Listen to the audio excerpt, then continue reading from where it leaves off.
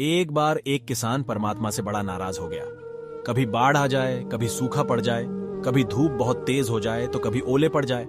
हर बार कुछ ना कुछ कारण से उसकी फसल थोड़ी खराब हो जाए। एक दिन बड़ा तंग आकर उसने परमात्मा से कहा, देखिए प्रभु, आप परमात्मा हैं, लेकिन लगता है आपको खेती बाड़ी की ज्यादा जानकारी नहीं है। एक प्रार्थना है कि एक साल मुझे मौका दीजिए, जैसा मैं चाहूं वैसा मौसम हो, फिर आप देखना मैं कैसे अन्न के भंडार भर दूंगा। परमात्मा मुस्कुराए और कहा, ठीक है, जैसा तुम कहोगे वैसा ही मौसम दूंगा, मैं दखल नहीं करूंगा। किसान ने गेहूं की फसल बोई। जब धूप चाही तब धूप मिली, जब पानी तब पानी। तेज धूप, ओले, बाढ़, आंधी तो उसने आने ही नहीं दी। समय के साथ फसल बढ़ी और किसान की खुशी भी, क्योंकि ऐसी फसल तो आज तक नहीं हुई थी। किसान ने मन ही मन सोचा, अब पता चलेगा परमात्मा को कि फसल कैसे करते हैं। बेकार ही इतने बरस हम किसानों को परेशान करते रहे। फसल काटने का समय भी आया। किसान बड़े गर्व से फसल काटने गया, लेकिन जैसे ही फसल काटने लगा, एकदम से छाती पर हाथ रखकर बैठ गया। गेहूं की एक भी बाली के अंदर गेहूं नहीं था, सारी बालियां अंदर से खाली थीं। बड़ा दुखी होकर उसने परमात्मा से कहा, प्रभु, ये क्या हुआ? तब परमात्मा बोले, ये तो होना ही था।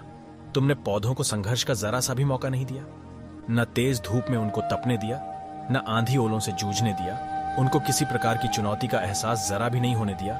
इसीलिए सब पौधे खोखले रह गए। जब आंधी आती है, तेज बारिश होती है, ओले गिरते हैं, तब पौधा अपने बल से ही खड़ा रहता है।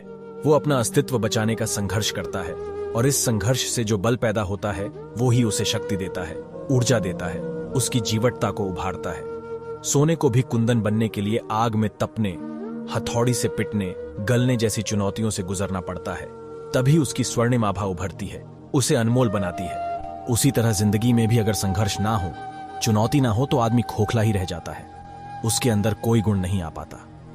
ये चुनौतियां ही हैं जो आदमी रूपी तलवार को धार देती हैं, उसे सशक्त और प्रखर बनाती हैं। अगर प्रतिभाशाली बनना है तो चुनौतियां तो स्वीकार करनी ही पड़ेंगी, अन्यथा हम खोखले ही रह जाएंगे। अगर जिंदगी में प्रखर बनना है, प्रतिभाशाली बनना है, तो संघर्ष और चुनौतियों का सामना तो करना ही पड़ेगा।